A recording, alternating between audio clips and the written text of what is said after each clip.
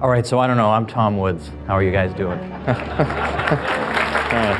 Some of you may have seen a video that I made for the Mises Institute a few weeks ago for its 30 for 30 campaign. This is, of course, the 30th anniversary event.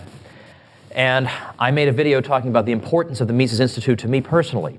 And I talked about what it's meant for my own career and professional development. And I pointed out, as some of you know, that several years ago I had a book called Meltdown, which was about the financial crisis. And I wrote that because the conventional wisdom that was then developing was fairly predictable, which was that the free market caused the financial crisis, and so what we need is more regulation, crack some more skulls, and we'll solve the problem. And we all knew that would be the conventional wisdom. That's the only thing they can ever come up with. It's always this sort of explanation. So people who had absolutely no clue there was anything wrong with the economy, all of a sudden they are the experts as to what the cause of the crisis was, a crisis they didn't even see coming. So I wanted to put before the public a different view. I wanted to give the Austrian point of view on what just happened to us. And I was able to do that very quickly. I had an accommodating publisher that turned things around very quickly, and I wrote the thing very quickly. In fact, so quickly that if I tell you how quickly I wrote Meltdown, you'll probably think, this book must be a piece of garbage. Like, there's no way I would want to read it. But the reason I was able to do that was that I went through the Mises Institute's programs. I went through the Mises University summer program starting in 1993 when I was a college junior. I went to Harvard, and I never heard any of this stuff. I know this will come as a shock to you guys. This was not being taught there. But I learned this stuff, and from that moment on, I just never looked back. I was always interested in it, always absorbing it, always getting more and more from the Institute, a lot of resources constantly, and then, of course, the wonderful website the Institute has. And so when this opportunity arose to write this book, I had the tools to do it. It wasn't just because I'm some smarty pants and I can write a book really quickly. If I didn't have that knowledge, I couldn't have done it. And where did I get that knowledge? It didn't just come through the ether. It didn't just come to me in a dream. It came because the Mises Institute existed, and donors allowed me to attend that event. And ever since then, it just changed the way I thought about the world. Well, what I want to talk about today, though, is another way that the Mises Institute has helped me and changed the way I think in very, very favorable ways. And that is, it jolted me out of being a neoconservative, which I was as a college student, the first couple of years of college. I didn't realize I was a neoconservative because, what do I know? I'm just some dumb kid. All I knew was I didn't like Hillary Clinton. Pretty good start. So I just concluded that, therefore, I guess I do like Rush Limbaugh. Like those are the choices, right, as far as I could see. It was just process of elimination, basically. But that's because, I'll be honest with you, I was not an original enough thinker to say, wait a minute, this choice is too narrow. There must be something other than Clinton and Limbaugh to choose from here. No, I just thought, well, she's not him, so I guess I like him. That was it. That's what, and we all know this left-right thing, Democrats and Republicans, they present to you like this is some gigantic choice, when actually it's like a little 3-inch spectrum that you're allowed to choose from. It never occurred to me to look outside the 3-inch spectrum, so I dutifully found my place on the little spectrum. And I looked around, I thought, well, let's see, I guess I'm a Republican, so let me find out what the Republicans believe. Well, they say they believe in the free market, so all right, I'm for that. But they also believe in a strong national defense, which we all know what that means, right? It doesn't mean a national defense at all, because it means a strong national offense, is what it always means. But I went for that. I went for the whole thing, and that whatever the Pentagon tells me is like holy scripture, and if you question any of this, you're obviously some pinko leftist who hates America. I bought the whole package. I repeated all these ridiculous platitudes that would insult a third grader over and over again to anyone foolish enough to listen to me. When I moved into my dorm freshman year, the very first day I'm yapping it up with one of my roommates about Operation Desert Shield. Like, man, in the name of democracy, we got to restore that Emir of Kuwait to his throne, or who knows what'll happen. I look back on it and I am absolutely mortified. Now, thank goodness my writing career didn't start till years later, so there's actually no evidence that I ever held these views. Apart from my complete admission of them right now, unfortunately. Okay. So how did I break out of this? Well, for one thing, I started to figure out a little bit just on my own, because when that Persian Gulf War got started and Operation Desert Shield became Desert Storm, I watched that unfold, and I watched what happened when, I don't know, maybe 100,000 Iraqi forces were basically burned alive while they were retreating in the desert. And you know, half of these are young kids who don't even know what they're doing there, and they're in an impossible situation. And then hostilities were over, and there was a Bob Hope special on TV to commemorate this, and everybody's cheering and laughing and joyful. And I'm supposed to feel joyful, and I'm supposed to cheer, because I'm a good little neocon. That's what I do. I say, yeah, USA. I'm supposed to get my giant USA #1 foam glove and put it on my hand. But I just thought, all these people just, I mean, forget about the civilians. That's a whole separate matter. But technically, according to the logic of war, I'm supposed to either hate these people who were just killed, or at the very least, think of them as human garbage, not even worth my time. And yet I just couldn't do that. I just thought, this is a horrible thing that just happened to a lot of people. And now there are widows and orphans all over the place in that country, a country that never did a thing to me, wasn't even remotely considering doing a thing to me. How can I enjoy a Bob Hope special after this? Like, something wrong. There's something callous about this. And it ate away at me, and it ate away at me. I didn't immediately change my ways. I rooted for the re-election of George H.W. Bush against Bill Clinton in the great titanic struggle of the 20th century. Oy. And then I started reading more Rothbard. I was reading Murray Rothbard, The Economist, because of the Mises University program and its after effects on me. But I started reading his other work. I read his essay, Anatomy of the State. I read his essay, War, Peace, and the State. You never look at the world the same way again. Because you can just chuck your civics books into the trash can after you read Anatomy of the State by Rothbard. Because he's not going to go for any of this stuff about, well, the state is there to provide for the common good, and the people who staff it are selfless crusaders for justice who are innocently trying to do what's best for you and me. I mean, come on. No. To the contrary, what this institution is a parasitic institution that lives off the labor of its subjects. That's what it is, and it engages in activities that would be considered the greatest moral enormities if engaged in by the citizens. But when they are engaged in by the ruling class, well, this is just a matter of public policy. We can expropriate you to whatever limit prudence will allow. We can kidnap you if the cause is just in our view, and only we can decide whether it's just or not. We can do all these, throw you in cages for arbitrary reasons. Anybody else doing this we would immediately see there's something wrong with it, but we've been taught that, well, these are special people. We're all equal, but these are super-duper equal, super-duper special type people. And Rothbard just says, no, this is like the most grotesque superstition, and yet we are all taught to absorb this. Moreover, the state is looking to protect itself more than it's looking to protect you. And if you doubt that, consider the severity with which it treats crimes against itself, and compare that with the dispatch with which it goes after somebody who stole your $10. I mean, I remember being in New York City once, and my friend and I were eating dinner, and we came back, and his car had been vandalized, and some stuff had been taken. And a policeman just happened to be driving by. We flagged him down, and we told him what had happened. He said, well, that's just a real shame. And then he drove off. I'm not kidding.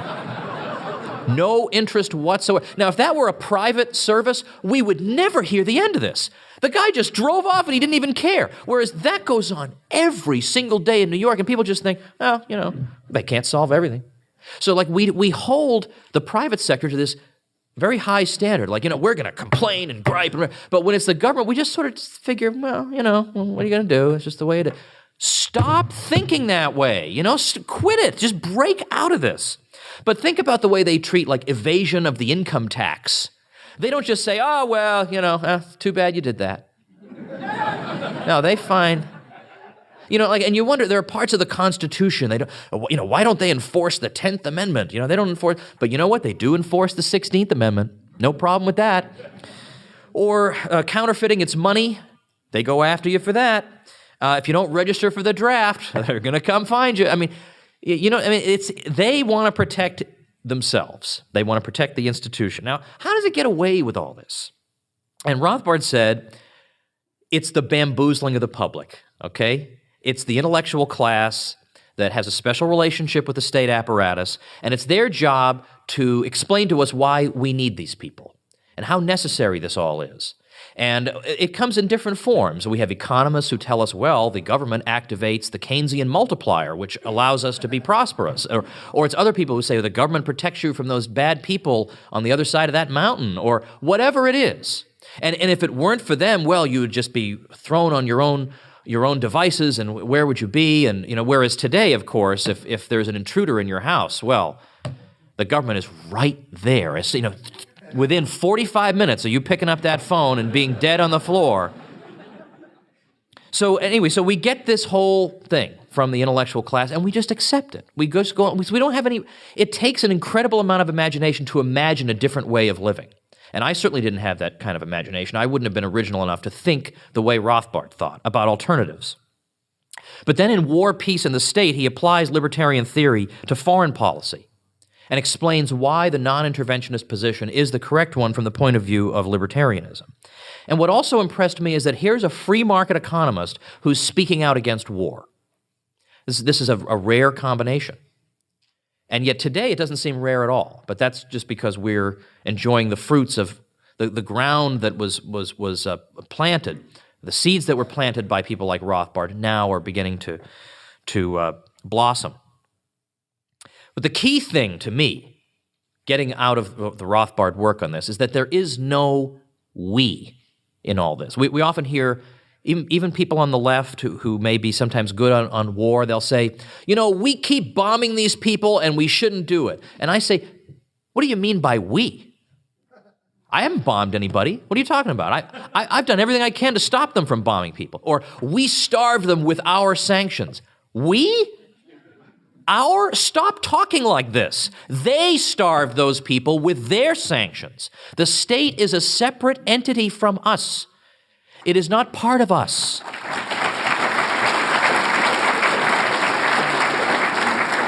But this whole we are the government thing, that's a great propaganda breakthrough because it makes you begin to think, well, this really is an expression of my own will. It's an extension of my own will, one way or the other. And so if you insult the foreign policy of my government, you are insulting me. It's brilliant in how rotten and deviously fiendish and clever it is, that it makes people feel like they have an emotional and personal stake in the policies of that government. But there is no we in Rothbard. It's always they, and it's always them. And this finally penetrated my thick skull. And I realized that I had been caught up in this we. I had been watching these wars on TV like they were video games. And I felt like, we're sticking it to those bad guys.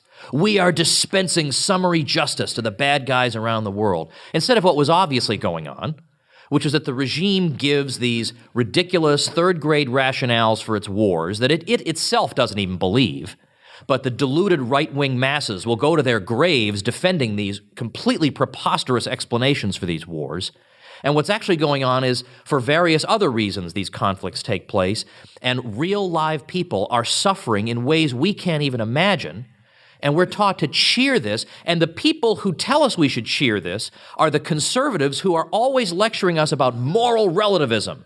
And they are the worst moral relativists of all, because they defend moral outrages because their ruling class is perpetrating them. But if the Soviet Union starved hundreds of thousands of kids to death, well, we'd never hear the end of it. But if the U.S. government does it and you object to it, what are you, some kind of pinko commie? And I finally woke up from this. And I thank the Mises Institute for basically for exposing me to Murray Rothbard, because I certainly wasn't going to find Rothbard in the neocon magazines.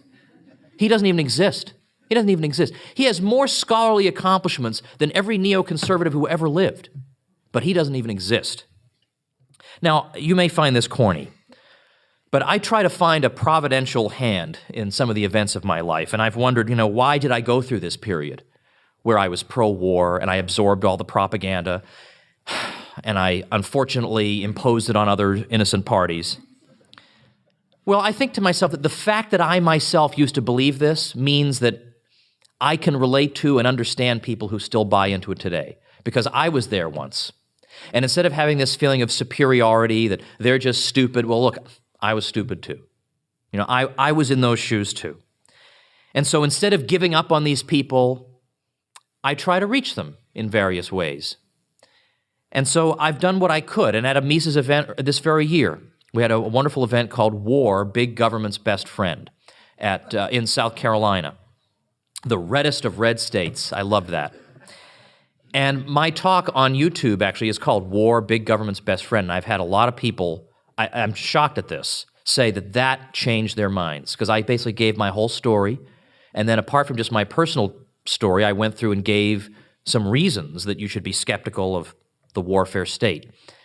And I've had people tell me that changed their minds. The reason that surprises me is the talk is like 45 minutes. These people must have very open minds. They sat through 45 minutes of something they didn't agree with at the beginning. But the thing that I'm most pleased with in my public speaking career was an event last year in Los Angeles. And you can find it online, Nullify Now, and then Woods. This was an event where, and I'm wrapping up, I have an extra couple of minutes, remember, and I start a couple of, whatever. But this is an event where we had all different types of people, not because I see anybody in the corner of my eye, you understand. There's a blind spot over there. But there was an event that had a lot of different types of people at it, and it also had, there were people at this event walking around with Operation Desert Storm hats, like Desert Storm veteran hats. And I thought, whoa, this is not the audience I was expecting. And I had a speech that 10 minutes of it was absolutely laying into U.S. foreign policy. And I'm going to be honest with you and tell you that for a brief moment I thought to myself, maybe I won't talk about that stuff tonight. Maybe this isn't the place to do it. And then again, I know this is going to sound corny, but this is the honest-to-God truth. I actually thought to myself, I thought about my heroes, intellectual heroes. I thought about Ludwig von Mises, who comes to the U.S. basically empty-handed in 1940, having more or less been forced out of Europe, can't get a paid teaching position, lives out his life in relative obscurity, even though he's doing unbelievable work. He could have taught anywhere he wanted to if he had just said what they wanted him to say. And he refused to do it, and the result was ridicule, being thought of as some backward old Neanderthal right out of the 19th century. And yet, he just kept on doing it. He did it. Or Ron Paul. Ron Paul, a guy who is up there on that debate stage in May of 2007, and he goes after Rudy Giuliani, saying things that no one's allowed to say on American television. He doesn't know there's an audience of people out there who are going to support him. That would have made it easy. It was hard for him to get up there and say those things. And he walked off that debate stage dejected that the whole country's against me. Little did he know. And I thought to myself, shame on me. What do I have to do compared to what these men had to do? I got to talk to these people and have 10 minutes of it be on foreign policy? And I did it. And it's one of the best things I've ever done. And then people came up to me and said, you know what, you really made me think. Because in the first half of that speech, I was anti-Obama, I was pro-free market, and so they were right on board with me. And then I had built up some capital with them, and I used it. What's the point of building up capital with people if you don't use it? Well, finally, there are a lot of places on this earth that will generically cheer on the free market, and that's wonderful. But how many of them are going to stand up to the entire regime, to its intellectuals, to its media, when the chips are down and the war propaganda is flying? Well, I'll tell you, the answer to that is the number is vanishingly small. But right here, we are celebrating 30 years of the Mises Institute, which is among that very small number. And in recent years, we in the Institute have made huge strides. We've got Austrian scholars being hired on economics faculties now to a degree we couldn't have dreamed possible even 10 years ago. It's not career suicide to be an Austrian economist, and these young, bright Austrians absolutely amaze me. It's possible to be anti-war and free market now. In fact, this almost seems like what it should be, the logical position to take. We are seeing a revival of interest in Mises and Rothbard that none of us could have expected. Well, Mises.org/30 is where the 30-year promotion is taking place, because this is no time for us to let up. we've got to keep pushing forward. We're actually having victories that Rothbard didn't live to see, Mises didn't live to see. Ron Paul's a lucky man. He's lived to see his own vindication. But we owe it to them, to those people who struggled and fought and didn't see anything, any return for what they did. Now we're starting to see it. Now we, with your help, have to press on with more determination than ever. Thanks for supporting the Mises Institute.